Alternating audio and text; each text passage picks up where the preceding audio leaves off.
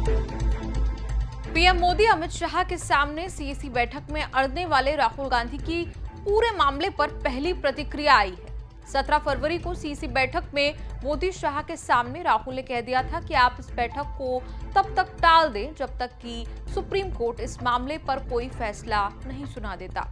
लेकिन देर रात एक नोटिफिकेशन जारी करके ज्ञानेश कुमार को भारत का मुख्य चुनाव आयुक्त नियुक्त कर दिया गया। राहुल गांधी ने एक्स पर पोस्ट करते हुए अपना डिसेंट नोट साझा किया।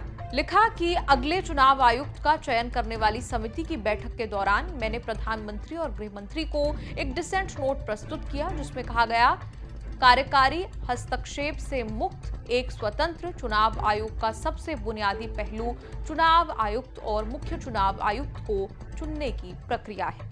राहुल गांधी ने अपने डिसेंट नोट में आगे कहा, सर्वोच्च न्यायालय के आदेश का उल्लंघन करके और भारत के मुख्य न्यायाधीश को समिति से हटाकर मोदी सरकार ने हमारी चुनावी प्रक्रिया की अखंडता पर करोड़ों मतदाताओं की चिंताओं को और बढ़ा दिया है। राहुल ने कहा कि विपक्ष के नेता के रूप में ये मेरा कर्तव्य है कि मैं बाबा साहेब अम्बेडकर और हमारे राष्ट्र के संस्थापक नेताओं के आदर्शों को कायम रखूं और सरकार को जवाबदेह ठहराऊं। प्रधानमंत्री और गृह मंत्री द्वारा नए मुख्य चुनाव आयुक्त का चयन करने का आधी रात को निर्णय लेना अपमानजनक और अशिष्टतापूर्ण है, जबकि समिति की संरचना और प्रक्रिया को सर्वोच्च न्यायालय में चुनौती दी जा रही है और इस पर 48 घंटे से भी कम समय में सुनवाई होनी है।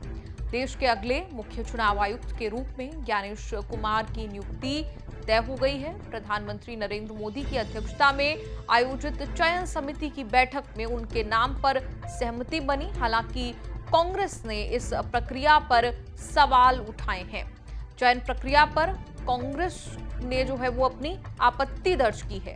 मुख्य चुनाव आयुक्त राजीव कुमार 18 फरवरी को सेवानिवृत्त हो रहे हैं, यानी आज, जिस कारण नए सीईसी के चयन के लिए बैठक आयोजित की गई। इस 3 सदस्यीय पैनल में प्रधानमंत्री नरेंद्र मोदी, केंद्रीय गृह मंत्री अमित शाह और लोकसभा में विपक्ष के नेता राहुल गांधी शामिल थे।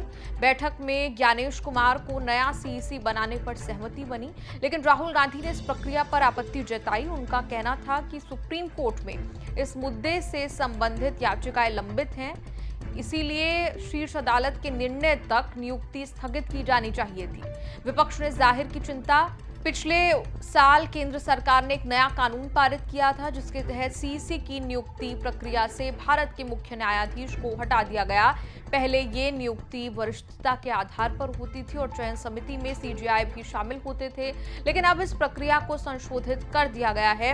ये नियुक्ति अब 2023 में लागू हुए सीईसी और ईसी की नियुक्ति अधिनियम के तहत होती है। विपक्ष का तर्क है कि इस बदलाव से पारदर्शिता पर असर पड़ेगा। कांग्रेस और अन्य विपक्षी दलों का मानना है कि सरकार संवैधानिक संस्थाओं पर नियंत्रण स्थापित करने की कोशिश कर रही है। इसी मुद्दे को लेकर सुप्रीम कोर्ट में याचिका भी दायर की जा चुकी है। आपको बता दें, चयन समिति की बैठक में राहुल गांधी ने स्पष्ट रूप से साफ तौर पर इस नियुक्ति का विरोध किया था और इसे सुप्रीम कोर्ट के आदेश की भावना के विपरीत बताया था। उन्होंने सरकार को एक विरोध पत्र या डिसेंट नोट जो है वो भी सौंपा, जिसमें अनुरोध किया गया था कि शीर्ष अदालत के फैसले तक चयन प्रक्रिया स्थगित रखी जाए। कांग्रेस ने यह भी कहा कि सुप्रीम कोर्ट इस विषय पर 19 फरवरी को सुनवाई करने वाला है, इसलिए नियुक्ति को टालने का अनुरोध किया गया था। आपका इस पूरी रिपोर्ट पर क्या कुछ कहना है, आप कमेंट्स में लिखकर अपनी राय जरूर दें और देखते रहिए न्यूज़ तक।